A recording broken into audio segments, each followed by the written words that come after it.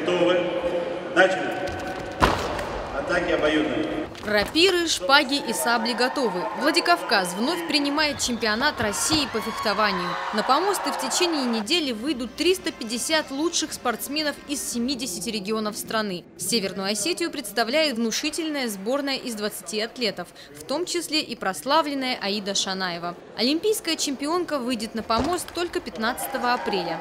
Турнир подобного уровня Северная Осетия принимает не впервые. 3 года назад во Дворце спорта «Манеж» также выявляли лучших фехтовальщиков. По словам организаторов, большой опыт проведения крупных и значимых турниров сыграл в пользу Владикавказа. Просмотрев заявки на этот год ряда федераций, я не открою большой секрет, их было несколько, но учитывая высокий уровень проведения соревнований 4 года назад, в 2012 году исполнительный комитет Федерации фехтования России предпочел заявку Владикавказа другим предложениям.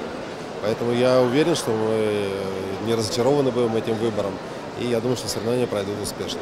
Чемпионат России во Владикавказе открылся соревнованиями саблистов. В борьбу за золото вступили практически все сильнейшие мастера этого вида оружия. Победу в жаркой схватке с минимальным отрывом одержал представитель Новосибирской области Вениамин Решетников. Сегодня достаточно были напряженные поединки.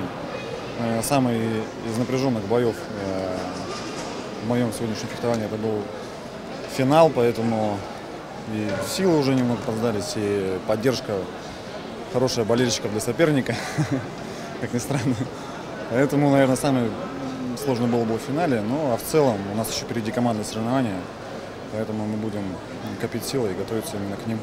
Этот турнир по праву считается одним из главных стартов для российских фехтовальщиков. По его итогам определится состав сборной России, которая представит нашу страну на чемпионатах мира и Европы. Залина Губурова, Елена Гаглоева, Заур Цеов, Осетия ТВ.